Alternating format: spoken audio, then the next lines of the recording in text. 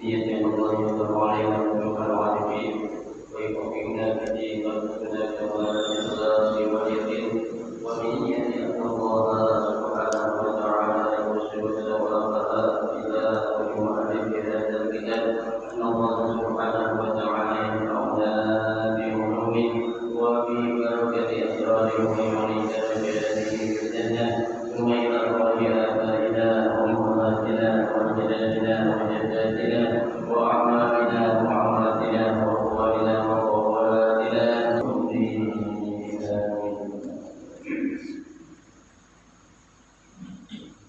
السلام عليكم ورحمة الله وبركاته. بسم الله الرحمن الرحيم. الحمد لله رب العالمين وبه نستعين على أمور الدنيا والدين والصلاة والسلام على أشرف الأنبياء والمرسلين سيدنا محمد وعلى آله وأصحابه أجمعين أما بعد فإن أصدق الحديث كتاب الله تعالى وخير الهدي هدي رسول الله صلى الله عليه وسلم وشر الأمور محدثاتها فإن كل محدثة بدعة وكل بدعة ضلالة وكل ضلالة في النار. رب اشرح لي صدري ويسر لي أمري واحلل عقدة من لساني يفقهوا قولي آمين. سبحانك لا علم لنا إلا ما علمتنا إنك أنت العليم الحكيم. لا حول ولا قوة إلا بالله العلي العظيم. Para asatidzah, para hadirin, para sepuh, para hadirin jemaah Masjid Ta'lim Masjid Nurul Islam yang dirahmati dan dimuliakan Allah Subhanahu wa taala. Alhamdulillah pada pagi hari ini Allah Subhanahu wa taala masih memberikan kepada kita karunia yang cukup banyak, di antaranya nikmat sehat walafiat, nikmat panjang umur, terutama nikmat besar yang Allah berikan kepada kita yaitu nikmatul iman wa nikmatul Islam. Ya tentunya dengan barakahnya Allah nikmatkan kepada kita bisa melangkahkan kedua kaki kita menuju tempat yang termulia di sisi Allah Subhanahu wa taala baitun min buyutillah, dan kita berada di raudhah min riyadil jannah, taman daripada taman surga, dalam rangka kita melaksanakan salah satu kewajiban yang difardukan oleh Allah kepada kita yaitu menuntut ilmu. Mudah-mudahan ilmu yang sudah kita pelajari yang menjadi ilmu yang bermanfaat dapat kita amalkan dalam kehidupan kita sehari-hari, dan yang akan kita pelajari mudah-mudahan Allah berikan kemudahan kepada kita untuk memahami dengan sebaik-baiknya. Amin. Allahumma amin. Jemaah sekalian yang berbahagia, mari kita melanjutkan kembali kajian kita Riyadhus Shalihin.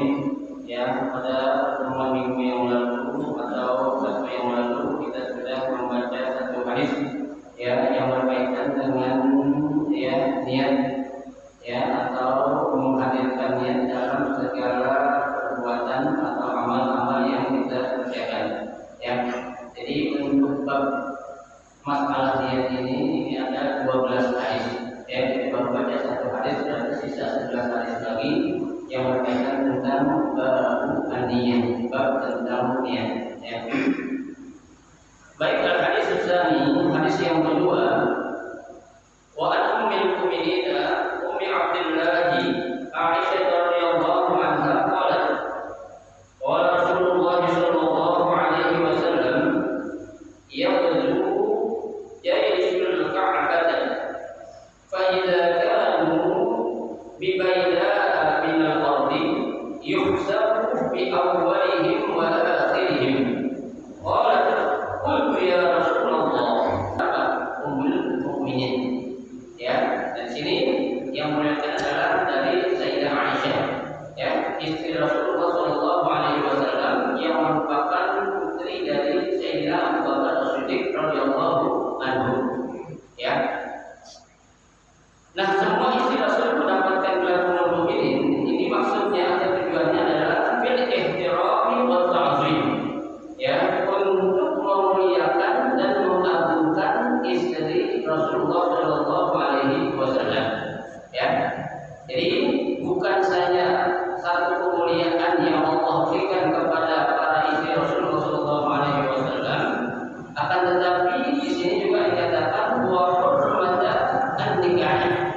ya, diharamkan bagi orang-orang yang beriman untuk menikahi istri Rasulullah SAW. Ya, jadi kan kita tahu bahwasanya Sayyidah Aisyah saat dinikahkan oleh baginda Rasulullah SAW, saat itu usia beliau masih sangat apa? Dini, ya. Dalam riwayat dikatakan wahia sita sanawat, ya, dalam usia berapa? 6 tahun, ya. Wahada kalau biha dan baru mulai ya digauli, ya, dalam riwayat itu wahia tis'a sanawat, ya, sejak usia 9 tahun baru apa? Baru digauli Rasulullah SAW, ya. Dan Rasulullah SAW saat beliau meninggal dunia, ya, umur Sayyidah Aisyah baru 18 tahun, ya, 18 tahun umur Sayyidah Aisyah. Dan Sayyidah Aisyah setelah Rasulullah SAW meninggal selama 40 tahun beliau menjanda, ya. Tetapi memang sudah aturan Allah tidak boleh siapapun menikahi bekas istri Rasulullah SAW. Kenapa? Karena itu suatu kemuliaan ataupun pengagungan yang memang khusus Allah berikan kepada siapa? Kepada Rasulullah SAW. Ya, jadi jangan sampai ada pemahaman ketika orang-orang yang merasa benci kepada Rasulullah SAW, mereka mengatakan istri apa Nabi itu tukang kawin katanya. Ya, dibilang Nabi itu apa banyak istrinya. Ya, jangan salah. Ya, Nabi SAW menikahi wanita-wanita, beberapa orang wanita itu bukan keinginan Nabi SAW. Ya, kenapa? Di sini Allah sudah jelaskan dalam Al-Quran. Allah katakan wa imra'atan mu'minatan, ya, in wahabat nafsaha lin-nabi. Jadi perempuan-perempuan mana aja itu justru mereka yang mengharapkan pengen dinikahi oleh siapa? Oleh Nabi. Bukan Nabi yang pengen nikahi dia, atau mereka bukan. Ya, jangan salah. Ya, selama ini kan orang bilang Nabi itu pak kawin katanya. Ya, Nabi itu apa sih bilangnya? Ya itu jangan. Ya, alhamdulillah min dzalik. Itu khusus untuk Nabi kita Sallallahu Alaihi Wasallam. Jangankan ya Rasul itu pikiran pengen kawin banyak, ya, dakwah saja itu beliau, ya, katakan itu masih banyak tantangan-tantangan yang beliau hadapi, ya. Jadi jangan beranggapan Nabi suka kawin, Nabi istri banyak, tidak. Tapi ini adalah keinginan Allah yang memang ingin menikahkan, yang ingin menikahkan oleh Rasulullah SAW bagi perempuan-perempuan. Ya, kalau kita kan beda, ya kan. Bapak kenapa kawin beda satu? Sunnah Nabi, gitu. Ya kan. Jangan alasan sunnah Nabi, coba lihat aja. Ya, Nabi menikah lebih dari satu, istrinya itu yang lain dua. Ya, yang merawat istilah kata cuma Aisyah dua, yang lain semuanya apa? Itu dan janda tua itu semua, dan juga umumnya ada berkasut. Ingat, ketika Rasulullah SAW menikahkan Saudah, ya, Saudah usianya berapa? 65 tahun. Ya, 65 tahun. Sedangkan Nabi kita Muhammad SAW bahkan usia 25 tahun. Berapa jaraknya? Ya, ada yang tuaan lagi, ya, sampai 70 berapa sekian saya baca di luar itu. Ya, nah kalau kita laki-laki zaman sekarang pengen nikah lebih dari satu, saya tanya mau ke bapak nikah sama nenek-nenek? Ya, kita nggak mau mikir, ya kan? Nah ini bukan sesuatu, saya katakan sekali lagi, bukan keinginan dari Rasulullah SAW untuk menikahi wanita-wanita. Justru wanita-wanita itulah yang mengharap agar dinikahi oleh siapa? Oleh Rasulullah SAW. Kalau istilah bahasa Inggrisnya mengharap berkah, ya, mengharap berkah dari Rasulullah SAW. Ya, baik.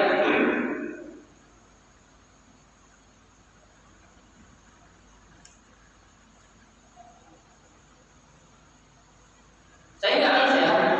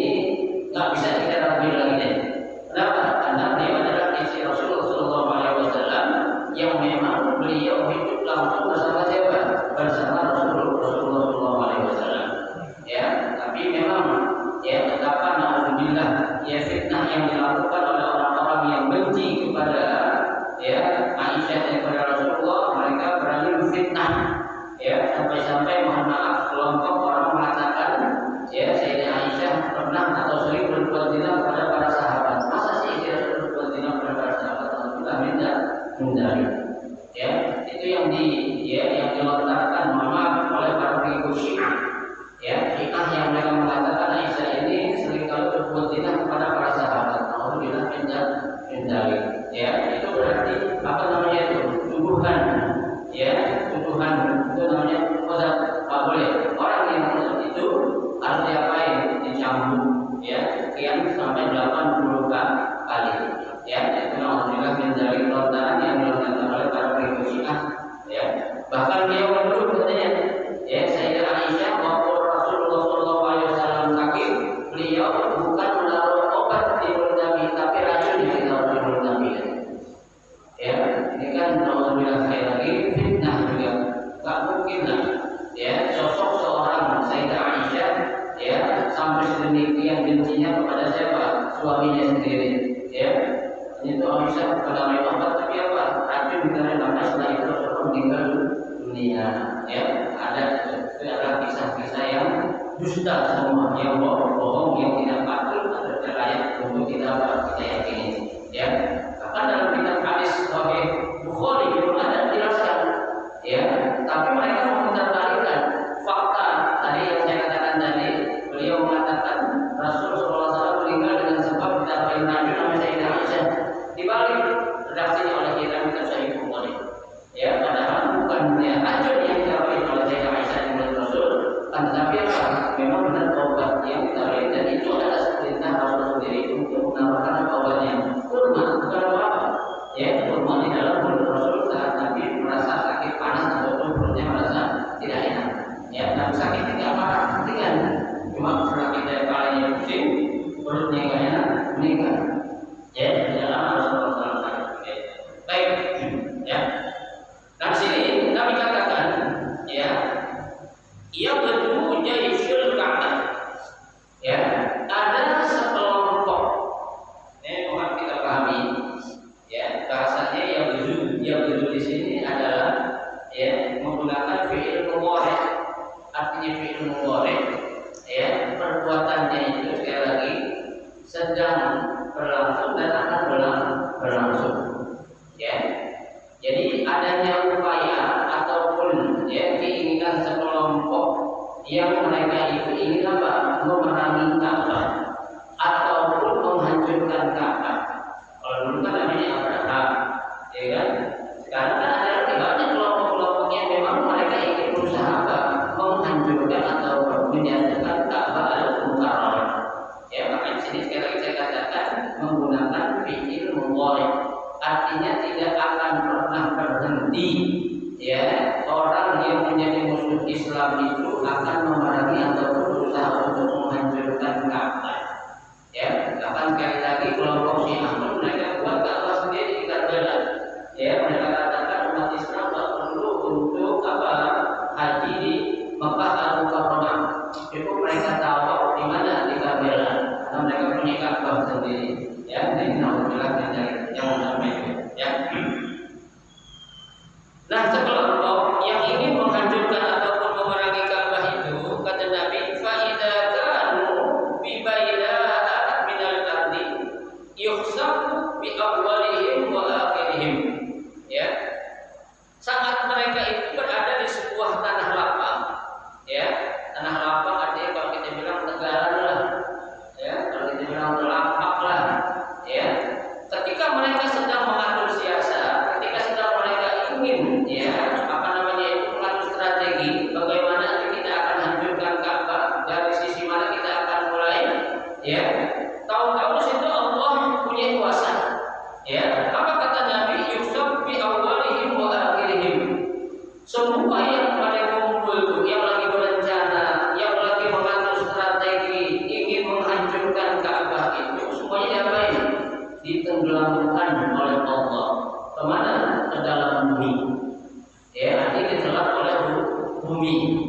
Ya, siapa mereka yang Allah tenggelamkan oleh ke dalam bumi? Nabi katakan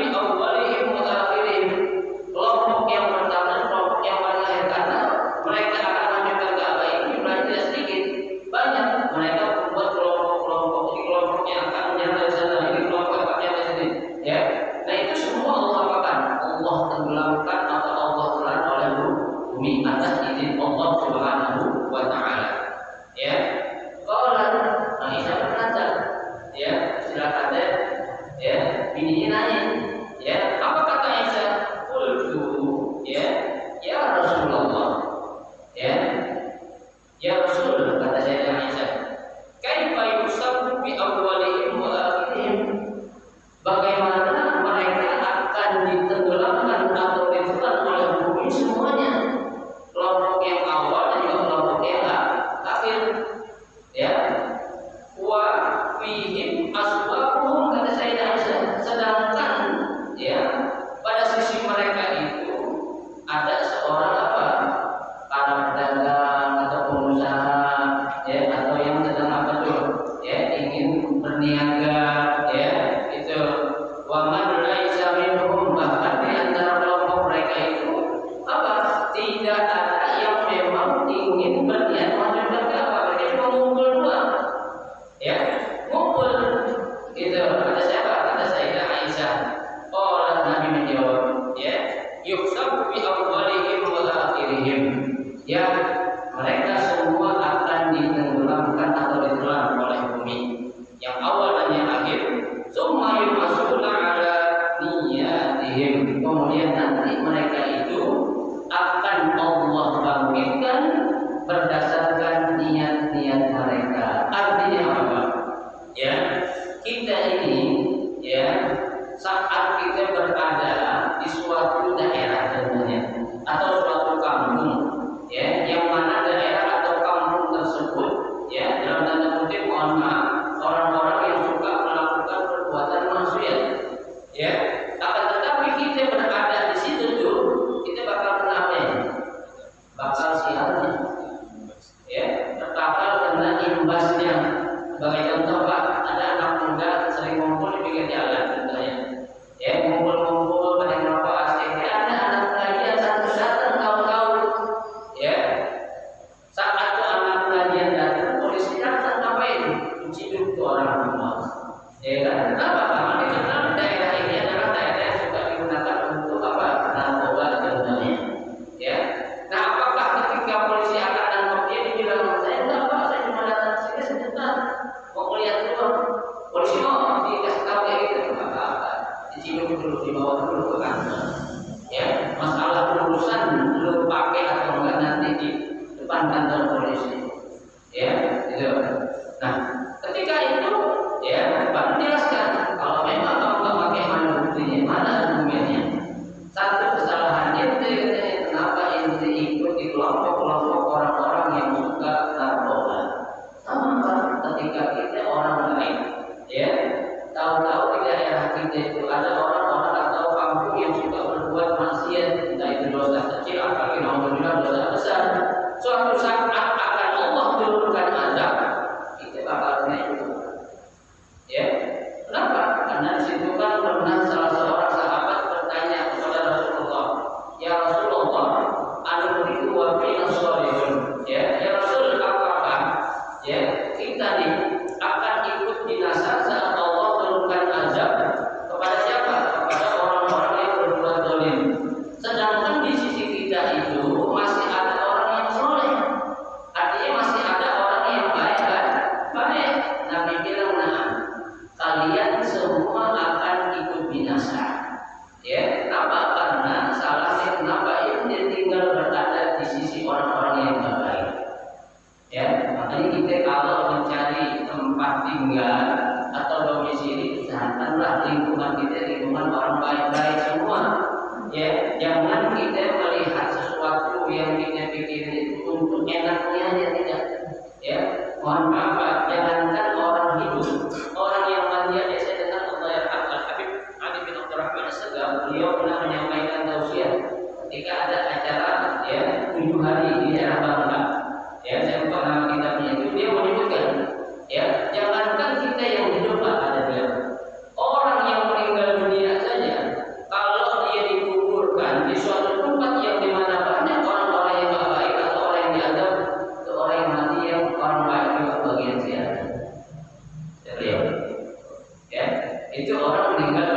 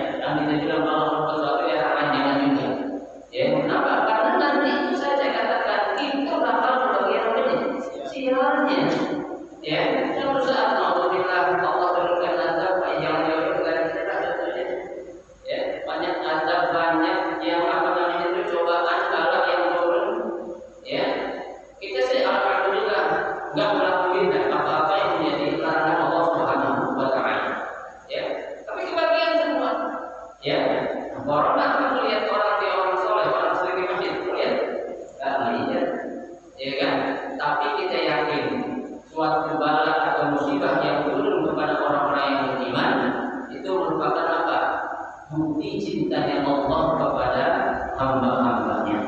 Ya, karena kan dalam sebuah hadis kami katakan Inna Allah idza ahabba qauman ibtalahu.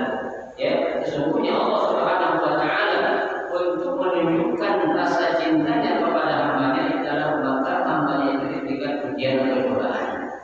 Nah, kita sedang dihadapkan dengan satu masa pandemi, ya, kita belum mencapai pada puncak tahun sih. Kalau tahun itu alhamdulillah, ya, tahun itu orang sekelompok kayak gini, tahun tinggal semua, itu nggak belum sampai pada derajat tahun belum. Kita baru namanya wabah, ya, baru masa wabah aja, ya, belum sampai pada tingkatan tahun, ya. Dan saya katakan kalau namanya tahun orang yang begitu, tahun mati semua, itu bahaya itu kalau kayak gitu. Berarti itu merupakan apa? Azab dari Allah Subhanahu wa taala. Ya, itu. Jadi apa yang menjadi ya niat kita, meskipun niat kita baik, tapi ketika kita salah berada di suatu kelompok, ya salah berada di suatu daerah, maka kita pun akan mendapatkan sesuatu yang tidak kita inginkan tersebut, Pak. Jangan jauh-jauh contohnya tsunami 2004 waktu di Aceh, Pak. Ya, memang itu orang kafir, orang nggak benar semua yang meninggal. Bahkan sahabat-sahabat saya setelah yang dari Mesir dulu, ya, kebetulan mereka lagi pulang liburan terjadi tsunami, ya, itu orang-orang baik semua yang saya kenal teman saya Mesir itu orang Aceh itu. Tapi rata-rata meninggal dunia juga, ya.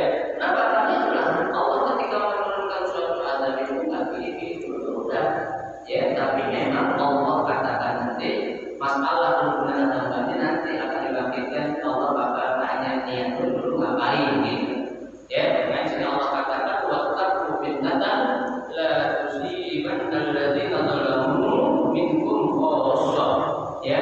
Dan pelihara kata Allah, ya, jagalah dirimu kata Allah dari suatu azab ataupun bala yang dimana azab tersebut tidak hanya Allah turunkan kepada orang-orang yang berbuat zalim, ya, tapi tadi, ya, ini Allah akan turunkan kita pun yang orang-orang yang baik, orang beriman bakal kena juga. Salahnya tadi kita berada di lingkungan orang-orang yang tidak baik, ya. Tapi kalau kita jadi orang baik, maka insya Allah Allah bakal lindungi. Ya, jangan kita gampang atau mudah tertarik, ya, dengan sesuatu yang sifatnya keduniaan saja, ya. Tapi kita mikirin, Pak, ya, mikirin sesuatu ini, ya, apakah ada nilai untuk akhiratnya atau tidak. Sebagai contoh, maaf ya, contoh yang gampang, kita punya kontrakan, ya, atau kos-kosan contohnya, ya. Emang saya ini kan urusan muamalah sama siapa aja boleh, ya, orang kafir, orang musyrik, orang apa boleh, benar. Dalam Islam tidak dilarang kita bermuamalah dengan orang lain agama atau orang kafir.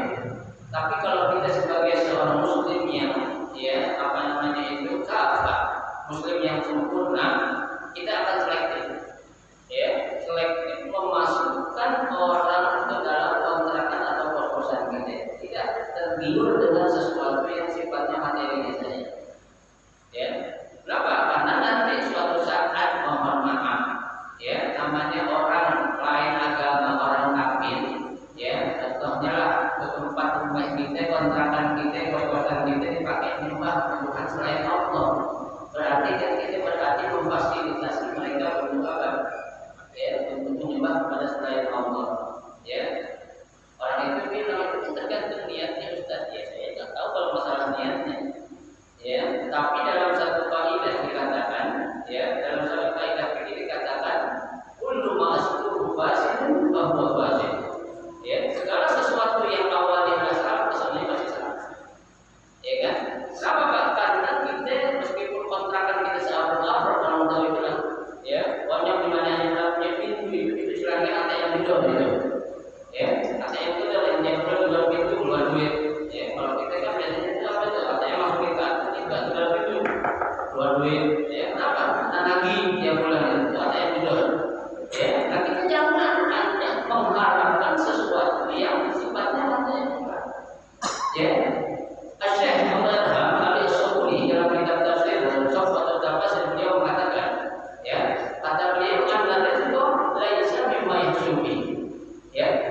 namanya rezeki kata Syekh Ali As-Sabuni itu tidak dilihat atau dipandang dari banyaknya duit. Ya. Nah, yang namanya rezeki kata beliau, innama yantafi'u bihi. Yang namanya rezeki itu yang kita namanya kemanfaatannya. Pak, kita punya duit gaji kita sebulan 100 juta ya namanya. Tapi ada itu duit tak kelihatan sama kita. Dan anak sakit ini, istri ini, ada musibah ini, ya 100 juta ya pengeluaran berapa? 97 juta. Dan di sini berapa? 3 juta buat makan, buat kosmetik ini kalau dia lagi sehat, buat makan di luar kalau anak sebagai saya makan di luar terus kali-kali ya saya bilang ayo makan di luar kita berarti di luar makan di luar dan ya kadang anak pengen aja gitu seminggu sekali pengen makan di luar rasanya ya nggak apa-apa kalau ada rezekinya ya. Tapi karena tadi rezeki kita apa namanya gaji kita 100 juta tapi manfaatnya kagak ini yang dikatakan itu rezeki yang tidak berkah ya. Saya katakan saya ada sebuah itu rezeki tidak dilihat banyaknya tapi dilihat namanya manfaatnya. Bagi kita 10 juta tapi anak pada sehat ya, anak kita soleh-soleh saat ini nggak macam-macam begitu ya, dia nggak bakal dikasih bakal kasih kan begitu ya. Nah, enak kalau kayak gitu ya. Tapi kalau kita mikirin sesuatu yang memang sifatnya keduniaan itulah ya, akhirnya nanti lupa kita ya, lupa kalau yang namanya harta itu kan bakal ditanya dua, min aina iktasabahu wa fi man anfaqahu ya. Dari mana kamu mendapatkan itu harta dan kemana itu uang kamu belanjanya. Jadi yang namanya duit Pak, Allah kasih cara dua, dari halal dan haram juga bisa dapat ya. Karena kita sudah saya jelaskan pintu rezeki kita tidak apa ya, dari buka masing-masing dari bagi-bagi itu. Sekarang tinggal kita untuk menggapai kunci pintu rezeki kita bisa nggak? Kalau kita dengan cara yang baik, ya tadi itu rezeki kita yang halal ya. Tapi kalau kita dengan cara yang tidak baik, berarti rezeki kita dengan cara yang halal, yang haram. Allah kasih nggak? Dikasih Pak ya, itu dikasih. Allah Maha Rahman, Allah Maha Pengasih ya. Tapi Allah Maha Rahim itu hanya untuk orang yang beriman saja, orang yang baik saja ya gitu.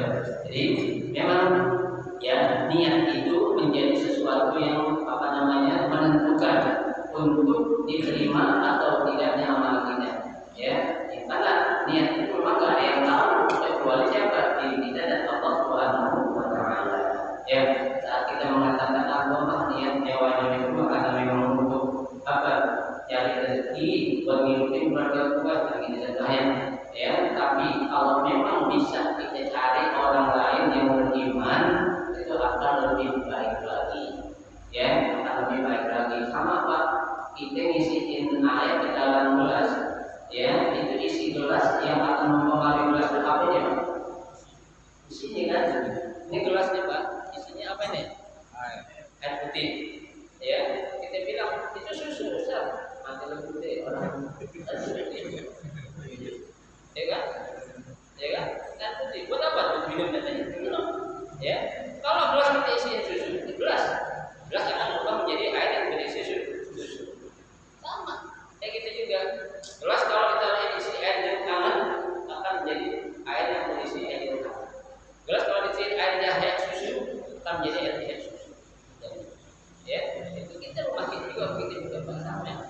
Tergantung apa yang kita isi di rumah kita itu.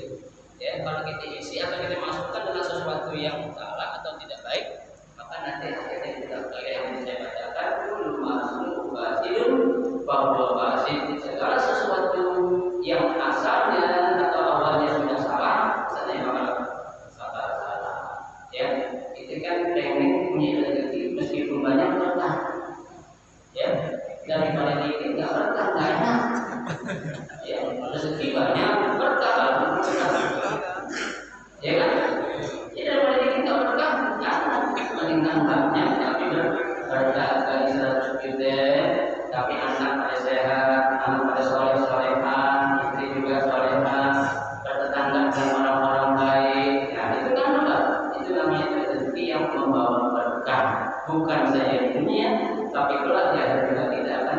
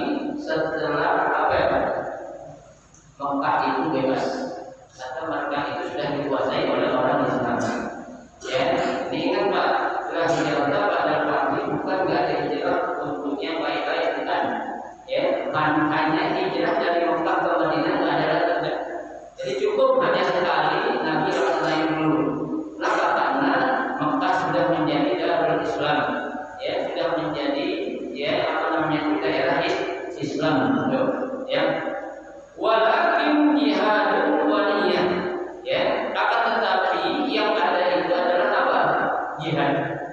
Ya. Waniyah dan juga niat. Apa maksudnya yang ada hadis jihad?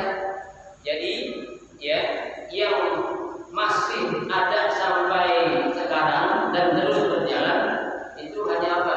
Jihad kita. Apa jihad itu? Berjuang. Berjuang bukan saja kita akan mengangkat senjata melawan musuh, bukan. Ya, tapi jihad yang paling berat kan dikatakan jihad apa?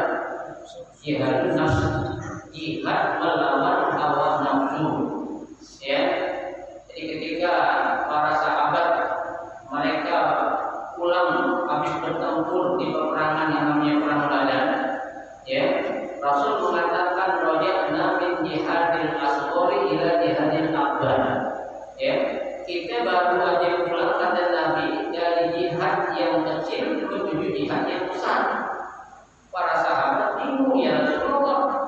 Ya, kata sahabat, ya Rasul, perang yang begitu dahsyat, perang Badar yang begitu hebat, banyak kelompok kita yang meninggal dunia, dari pasukan kafir pun banyak yang meninggal dunia.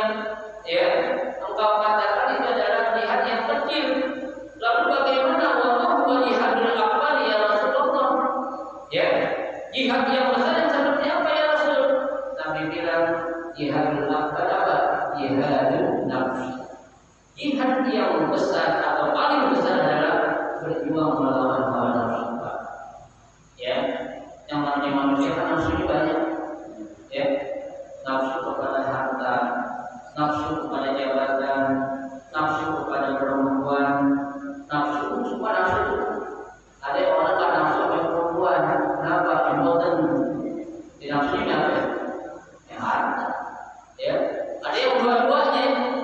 Ya, bukan saja dia nafsu sama perempuan, tapi yang harta juga yang namanya orang berebut dunia. Ya, memang yang namanya manusia itu kan apa namanya yang normal. Itu Allah sudah memberikan satu garis dalam Al-Quran. Ya, kata Allah, "Zayyana lin-nasi hubbu syahawati minan nisa." Ya, jadi yang namanya manusia itu dihiasi dengan adanya kecenderungan suka ada cinta kepada siapa? Perempuan. Ya, perempuan. Ya, nah perempuan itu memang kan menjadi apa? Pasangan hidup seorang laki-laki. Ya, nggak bisa yang namanya manusia itu hidup sendirian. Tapi untuk mencapai kita menjadikan seorang wanita itu sebagai pasangan hidup kita, untuk melampiaskan nafsu ada caranya dengan cara nikah. Jangan hanya sekedar kita nafsu doang. Jangan nafsu dari kemampuan kagak salah juga. Ya, kita kalau nafsu terhadap segala sesuatu itu kita tanya dulu sama diri kita. Kira-kira Allah ridho apa enggak ya dengan apa yang saya pengen. Ya, saya Pak punya mobil tentunya satu. Ya, pengennya saya punya mobil lebih dari satu. Punya mobil tentunya saya punya mobil ini hanya mobil expander. Saya pengen punya mobil apa? Fortuner. Udah punya Fortuner, pengen punya Pajero. Udah punya Pajero, pengen punya apa? Alphard. Udah punya Alphard, pengen punya Lamborghini. Lah, ya, emang benar dunia ini semuanya nafsu, gak akan ada yang bikin puas orang. Ya, apapun yang kita dapatkan pada dunia apa, gak akan ada yang akan memuaskan kita. Ya, kalau yang akan memuaskan kita itu nanti di mana? Di negeri akhirat itu baru yang akan memuaskan kita. Tapi kalau kita cari di dunia ini semua, nggak akan ada yang bisa puas. Ya, orang kayaknya mana ada teman saya punya mobil 25. Ya, mobil 25 anak cuma 3, ini satu. Mobil 25 kira-kira berapa mobil? Banyak anak nanti mati doang mobil. Ya, orang sekaya apapun Pak, ketika dia meninggal dunia, jangankan mobil mewah, jangankan rumah yang bagus, kaos kaki sobek itu enggak tahu. Ya kan? Paling orang sekaya apapun di mana 500.000 ya. Apa 500.000 itu? Berarti kapan naik kapas? Itu semua. Ya, yang lain apa yang lain? Ditinggal semua. Ya, makanya kita harus ingat itu semua Pak. Harta hanya merupakan titipan Allah, dan kita harus tahu apa yang kita keluarkan, apa yang kita berikan itulah hakikat Yang kita tahan sudah bukan rezeki kita. Ya, rezeki kita adalah yang kita keluarkan. Kita keluarkan sehari goceng itu rezeki kita memang. Tapi kita nggak sadar dari goceng itu kadang akan membukakan pintu-pintu rezeki kita. Ya, itu namanya perjuangan jihad di jalan Allah Subhanahu wa Ta'ala. Ya, nafsu semua itu, nafsu pengen ini, nafsu pengen anu, ya, itu masih ada dalam ya perjuangan kita selama kita masih hidup di dunia ini. Ya. Yang kedua, niat. Ya, niat itu masih ada terus. Ya, jadi selama kita akan melakukan niat ini kan harus kita tanamkan bukan saja dalam masalah ibadah. Ya, tapi dalam masalah adat juga atau kebiasaan. Kalau kita niatin baik, itu akan ternilai apa? Ibadah atau mendapatkan pahala. Jangan kita niat dalam hal-hal yang sifatnya ibadah doang, bukan. Dalam adat juga kita coba niat. Ya, biar apa? Biar kita itu memiliki kualitas dengan adat atau kebiasaan yang kita kerjakan. Sebagai contoh Pak, ya kita biasa kalau pagi kita yang menyanyi pagi. Zaman tahu ya juga nyarap. Pak kalau minumannya nanti yang penyanyi beda. Kalau minum teh pagi atau sore beda. Taruhlah kalau pagi gede ya. Nah kalau sore nyanyi dan ini juga ya gitu. Nah kita ya ngeteh di pagi hari kita niat mudah-mudahan ya Allah dengan minum teh ini mudah-mudahan saya tambah semangat ibadah. Itu kan ada kebiasaan kita, bukan ibadah. Minum teh itu bukan ibadah, tapi ada kita kalau pagi hari apa? Makan nasi uduk, sarapan, jengkol, kita tahu semua ada apa itu. Kita niatin ya Allah dengan harapan nasi uduk ini mudah-mudahan di pagi hari yang penuh barokah ini saya akan apa? Semangat untuk beribadah kepada Allah. Niatin, ya jangan hanya sekedar kita makan tanpa niat, tidak akan ternilai apa-apa. Ya meskipun sifatnya itu ada atau berubah, ya kalau kita niatkan karena Allah maka akan memiliki kualitas nilai dengan Allah Subhanahu wa Ta'ala. Ya niatin banget. Mau ke pasar niat merasa pengen melihat ciptaan Allah. Ke pasar beragam sayur yang ada. Jangan ke pasar yang pengen cuci mata, jangan. Salah juga ya. Tapi niat kita adalah niat yang baik. Ya, jangan niat yang tidak baik. Niat yang baik meskipun belum kita laksanakan atau tidak jadi kita laksanakan itu sudah ternilai ibadah. Ya, tapi niat yang tidak baik kalau kita belum laksanakan Allah akan balas dulu sebelum dia benar-benar itu. Coba Allah kurang bijaksana apa? Ya, kebaikan yang kita baru niat doang, tapi Allah kasih apa ya pahala. Makanya Nabi katakan niatul mar'i khairun min 'amalihi. Niat seseorang itu lebih baik daripada amalnya. Artinya dia niat mau baik, tapi ada sesuatu yang menyebabkan dia tidak dilaksanain. Jadi dilaksanain Allah sudah kasih pahala yang kebaikan. Ada orang apa ya berbuat tapi niatnya salah. Itu yang dikatakan makanya khairun min 'amalihi. Dia beramal tapi niatnya salah. Ya, itu akan menjadikan seperti agak mansur. Seperti apa itu kata Morgana. Ya, dia bilang punya amal banyak banget perasaan dulu. Ya, tapi akal sebenarnya belum ada apa-apanya. Ya. Terus kami lanjutkan. Wa idastul birrun fanfiru muttafaqun alaih. Ya, apabila kamu atau kalian disuruh ya untuk berjuang atau berjihad. Berjuang dari mana? Kita sebagai seorang suami yang ngapain berjuang? Ya, kita cari nafkah bagi maaf kita sebagai seorang ojol ojek online contohnya atau seorang tukang nasi uduk ya itu berjuang jalan Allah dalam rangka tolakul halal ya mencari sesuatu yang halal ya. Nah kalau ada seruan Allah untuk kita berjuang, seruan dari orang-orang baik untuk kita berjuang, udah berjuang ya. Aku malas lagi kan ini datang pada yang ini dan rezeki dari kita. Rezeki bukan dari orang Pak. Ya, rezeki itu dari Allah. Ya, kita ikhtiar buka aja usaha kita masalah laku atau tidak laku urusan rahman. Yang namanya rezeki orang nggak bakal tukar sama orang lain. Ya, kalau itu memang rezeki kita, pasti kita bakal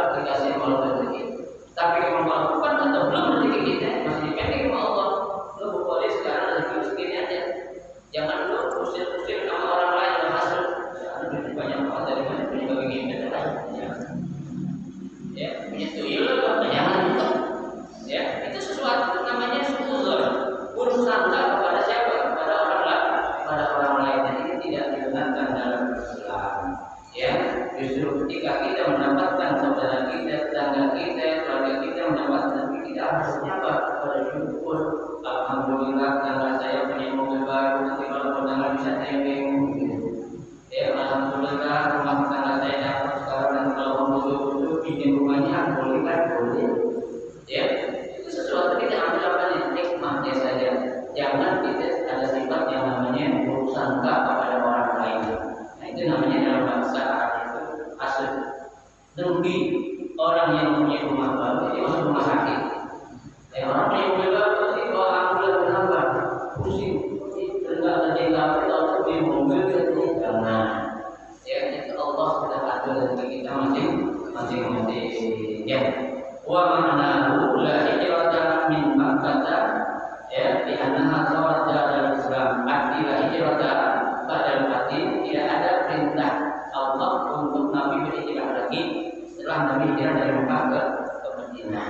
Ya, kenapa? Karena ketika itu Mekah sudah menjadi darul Islam atau ya daerah Islam. Ya, nah Bapak, saya kira itu bahan satu pada pagi hari ini. Mudah-mudahan menjadi suatu motivasi kita, ya, suatu dorongan buat kita untuk kita beramal, tidak akan pernah lupa untuk niat karena Allah Subhanahu wa Ta'ala. Mudah-mudahan kita menjadi orang-orang yang istiqomah, ya, selalu berada dalam bimbingan dan bimbingan Allah Subhanahu wa Ta'ala. Amin ya rabbal alamin. Silakan kalau mau tanya. Pertanyaannya, silakan.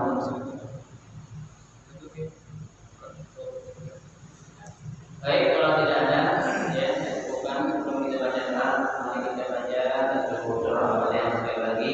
Kita niatkan pertama untuk ya keluarga kita, semua orang tua kita, guru kita yang telah berpulang Allah. Mudah-mudahan dengan surah yang kita baca, Allah Subhanahu Wa Taala ampuni segala dosanya, Allah terima seluruh amal ibadahnya, Allah jadikan kubur mereka orang-orang yang di jannah, kelak mereka dan kita semua dimasukkan ke dalam surga yang Allah. Yang kedua, ya kita niatkan untuk saudara-saudara kita yang sedang sakit, ya baik yang dirawat di rumah ataupun di rumah sakit. Allah yang maha mengetahui nama-nama mereka yang sedang sakit. Kita minta kepada Allah yang memberikan Al-Fatihah dan Allah Subhanahu Wa Taala angkat penyakitnya dengan segera. Allah kembalikan kesehatan dengan sempurna sehingga mereka dapat melaksanakan ibadah kepada Allah dengan sebaik-baiknya. Dan Fatihah yang terakhir kita niatkan untuk kita semua yang hadir di majelis yang mulia ini, kita minta keberkahan surah Al-Fatihah. Allah Subhanahu Wa Taala memelihara kesehatan kita, Allah panjangkan umur kita dalam taat kepada Allah Subhanahu Wa Taala, Allah berikan kepada kita rezeki yang halal dan yang barakah, sehingga kita bisa membimbing anak kita, cucu, menantu dan seluruh keluarga kita serta orang yang kita cintai menuju jalan Allah Subhanahu Wa Taala. Jadikan niat kepada Allah dan Nabi Al-Fatihah.